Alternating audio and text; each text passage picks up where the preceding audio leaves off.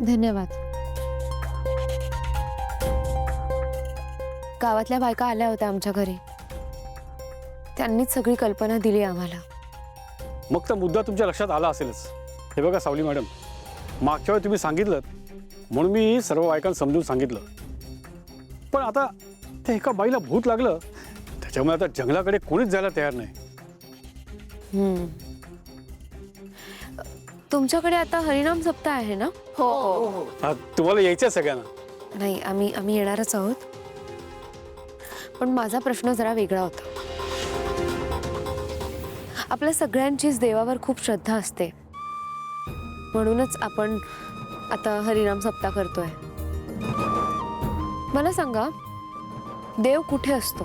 हो, देव कुठे नसतो, देव सगळीकडेच असतो की. अगदी बरोबर. देव सगळीकडे असतो, मग तो जंगलातही असेल ना? आणि जर देव जंगलात असेल तर मग तो भूतांना कसं राहू देईल? देव असतो तसा राक्षसी असतोच,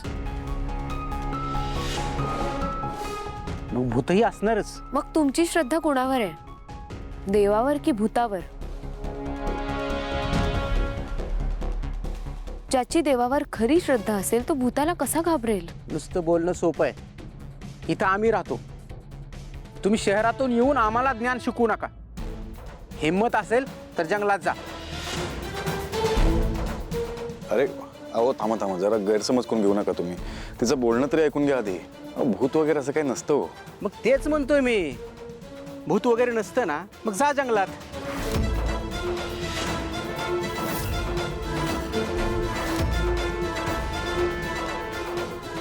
ठीक आहे, मी स्वीकारते तुमचं आव्हान. जाईन मी जंगलात. सावली, बस खाली. हे बघ, आपण फक्त बोलायला आलोय, काही करायचं नाही असं. अहो, जर आपण ह्यांचं हे आव्हान स्वीकारलं नाही ना, तर ह्या कोणाचाच आपल्यावर विश्वास नाही बसणार. आता फक्त बोलायची नाही, काहीतरी करून दाखवायची वेळ आहे.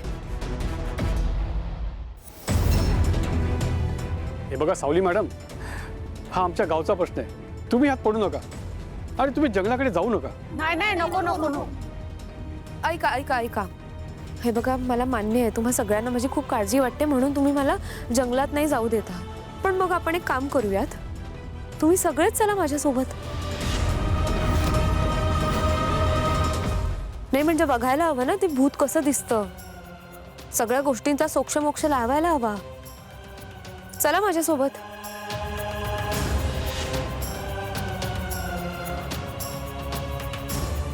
तुझा हा निर्णय पक्का आहे? हो, मी जाईन जंगलात. माझ्यासोबत कोणी येऊ न येऊ. मग मी पण येईन तुझ्यासोबत. आपण दोघं जाऊ.